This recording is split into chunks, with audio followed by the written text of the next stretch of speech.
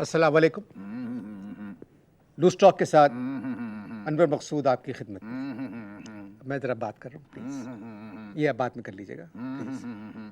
Loose talk में आज मेरे मेहमान हैं एक कव्वाल। माफ कीजिएगा, एक नहीं 14। माशाल्लाह से हम लोग 14 हैं और एक से एक मामूली शक्ल का। हमसे ज़्यादा हमारा फ्यूचर डार्क है। कव्वाली का तो रुझान ही ख़त्म हो रहा है पाकिस्तान में।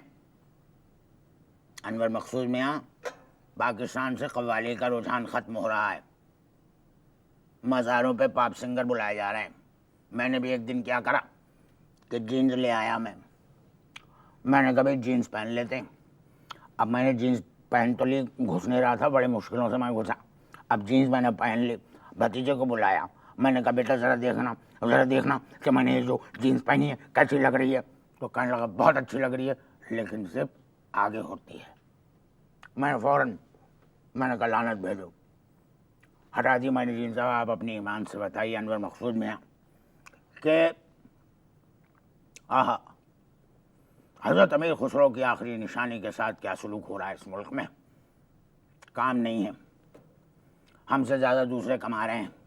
न टीवी वाले बुलाते हैं न रेडियो वाले बुलाते हैं। रेडियो वाले कहते हैं तुम्हारी आवाज़ फटी हुई है, टीवी वाले कहते हैं तुम्हारी शक्ल फटी हुई है। अब हम गाएं तो गाएं कहाँ? सोचने की बात है ये। एक टोपी ख़रीदने जाओ, महंगाई का ज़माना, एक टोपी ख़रीदने जाओ तो 14 टोपियाँ ख़रीदनी पड़ती है, 14 पजामे ख़रीदने पड़ते हैं, 14 कुर्ते ख़रीदने पड़ती है, 14 बंडियाँ ख़रीदनी पड़ती हैं, 14 कुर्ते ख़रीदने पड़ते हैं। 1700-1800 रुपये का एक आदमी पड़ता है। अब बताओ गाएं तो गाएं कहाँ? हमारे ये निर्मा नहीं है आपकी, निर्मा जी। निर्मा जब टेलीविज़न के ऊपर आती हैं तो क्या होता है कि उसके पीछे 10-12 30-40 मामूली शक्ल सूरत के जो है फुदक रहे होते हैं, तो टीवी वाले बड़ा खुश होते हैं। हमारे पीछे 4-5 भी बर्दाश्त नहीं करते मामूली शक्ल वाले। अब हम गाएं तो गाएं कहाँ? मगर आप निर्मा से खुद को क्यों मिला रहे हैं? तो आप मिलवा दें। किससे? निर्मा से। कसम अल्लाह पाक की, नज़दीक से देखने को बड़ा दिल मचल के उमड़ के तड़प रहे हैं। थोड़ी देर पहले तो आप संजीदा गुफ्तगू कर रहे थे। पाकिस्तान में हर 15 मिनट बाद ट्रेन पटरी से उतर जाती है। हम अगर पटरी से उतर गए भाई तो क्या हुआ? इंसान नहीं है क्या? अस्सलाम वालेकुम, क्या हाल है? ये क्या किया आपने? कहाँ? कमाल आदमी है। क्या हुआ? कुछ नहीं, मैंने सलाम किया। एक साहब गुजर रहे थे, सलाम करा मैंने। आपके बुजुर्ग क्या करते थे? हाय, बहुत अच्छा माशाल्लाह सवाल किया भाई आपने, ज़हीन आदमी हैं आप। हमारे बुज़ुर्ग वही किया करते थे जो उनके बुज़ुर्ग किया करते थे। घर में बैठ के बीवियों की तारीफ़ें किया करते थे और बच्चे पैदा करते रहते थे। बीवियों को देख के जुगलबंदी करते थे। शकल बन फूल रही सरसों, और तकरीबन ख़ानदान की तमाम बीवियों का यही हाल होता था। किसी के 5वां हो रहा है, किसी के 8वां हो रहा है, किसी के 10वां हो रहा है, किसी के 11वां। तवा हमने गुरूर कभी नहीं किया। एक वक्त ऐसा आया माशाल्लाह से हमारे ख़ानदान पे कि 140 कव्वाल तैयार बैठे थे अनवर मकसूद मियाँ। 140 कव्वाल तैयार बैठे हुए थे, लेकिन गाएं तो गाएं कहाँ? काम ही नहीं मिल रहा। जी भैया, ऐसे हो? ठीक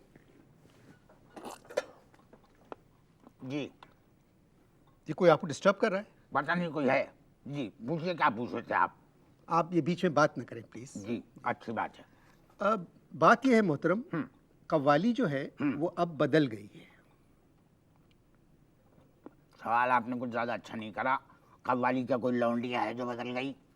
तो क्या मतलब है कव्वाली बदल गई? नहीं, मेरे कहने का मतलब ये था कि गुलाम फरीद साबरी साहब, अजीज़ मियाँ साहब, नुसरत फ़तेह अली साहब, इन तीनों ने कव्वाली को बदल दिया। कव्वाली को बदला नहीं, ये कव्वाली के आइटम बम थे जो कव्वाली पे छोड़े गए और कव्वाली के चिथड़े उड़ा दिए, समझे? अच्छा अब यार दो समझे नहीं आप, ये कव्वाली के चिथड़े उड़ा दिए इन्होंने। ये तीनों बहुत बड़े कव्वाल थे। देखो, कव्वाल को उनके हजम से नहीं, उनके वजन से नहीं बल्कि उनके गायकी के वजन से पहचाना जाना चाहिए। समझ में आई बात? असल में आप लोगों की एक मुश्किल है, क्या? ये बात कहते हुए मुझे अच्छा भी नहीं लग रहा है जी। कि आप लोगों को अपने अलावा और कोई दूसरा पसंद ही नहीं आता। ये तीनों कव्वाल जो थे जिनका जिक्र मैंने किया, गुलाम फरीद साबरी, अजीज मियाँ, नुसरत फतेह अली, ये बहुत अच्छा गाते थे। हुकूमत ने इनको सराहा और तमगों से भी नवाजा। आपको कोई तमगा मिला? ये कव्वाल नहीं थे, नहीं, आपको कोई तमगा मिला? तमगाए हुस्ने कारकर्दगी मिला? नहीं, तमगाए इम्तियाज मिला? नहीं। तो तमगा हुस्न कारकर्दगी क्यों नहीं मिला? हाँ, मुझसे कुछ अपनी ईमान से बताओ कि जब कुछ करने को देंगे नहीं ये, तो कारकर्दगी कहाँ से, तमगा कहाँ से मिलेगा? कुछ गवाएंगे कुछ। अच्छा, आप जरा पीक साफ कर ले, अच्छा नहीं लग रहा है, पूरे नाजरीन देख रहे हैं। अच्छा, माफ कीजिएगा जी। टिश्यू है, मंगवा दीजिए जी। टिश्यू। टिश्यू मैं आपको फिर मंगाता हूँ, प्लीज।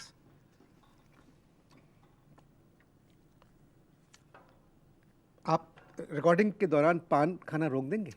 देखें, बहुत सारी चीज़ें हैं जो बहुत लोगों में बड़ी आम और कॉमन पाई जाती हैं, मैं नहीं कर सकता।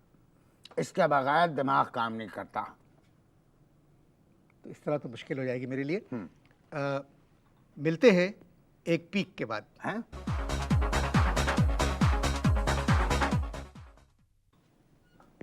पीक से पहले हम बात कर रहे थे तमगों के ऊपर। बयान तो आप सरकारी फंक्शंस में जाया करें ना। क्या फरमाया आपने? आप सरकारी फंक्शंस में जाया करें। सरकारी फंक्शन में जाऊं मैं? जी। ताकि दूसरे दिन सुबह शाम के अखबार में एक मेरी फ़ोटो छपे और जिसके नीचे लिखा हुआ हो कि एक कव्वाल का गैर संजीदा पोज औंले पड़े हुए ताली बजा रहे हैं। नहीं नहीं, सरकारी फंक्शंस में गोरे आते हैं, गोरों को कव्वाली समझ में आती है, फिर आपकी कव्वाली सुन के वो आप लोगों को अपने मुल्क बुलवाते हैं। अजीब ही बात करिए, गोरों को पाकिस्तान समझ में नहीं आ रहा है तो कव्वाली क्या खाक समझ में आएगी? टोन होने के बाद तो गोरों को पीटीवी का खबरनामा सुना दो, उस पर भी नाचने लगते हैं वो। तो समझ में आई बात? थोड़े दिन पहले इस्लामाबाद में मैंने एक अल्लाह माफ़ करे क्या थे, वज़ीर थे, उनके घर मैंने कव्वाली करी।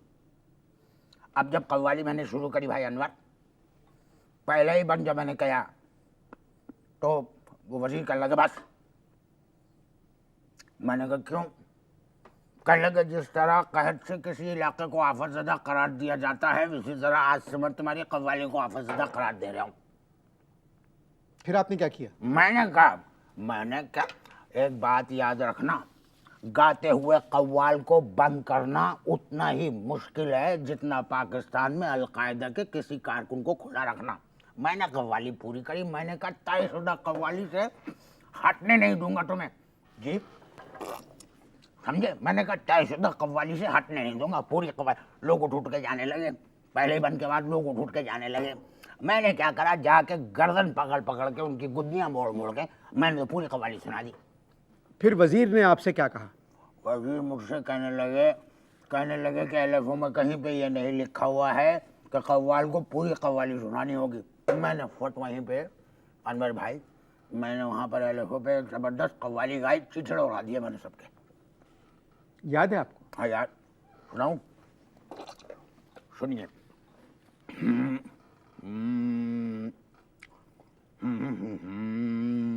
सुनने वाली चीज़ है। अलफ़ो जब निगाहों में फिरता रहे, अलफ़ो जब निगाहों में फिरता रहे, में फिर सताए तो मैं क्या करूं। अलफ़ो जब निगाहों में फिरता रहे, में जब सताए तो मैं क्या करूं। अलफ़ो ऑपोजिशन में तकरार है और मेरा तो दोनों पे ईमान है। अलफ़ो ऑपोजिशन में तकरार है और मेरा तो दोनों पे ईमान है। घर सदर रूठ जाए तो डरता फिरूं, घर सदर रूठ जाए तो डरता, घर सदर सदर घर सदर रूठ जाए तो डरता फिरूं, मौलवी रूठ जाए तो मैं क्या करूं, LFO जब निगाहों में फिरता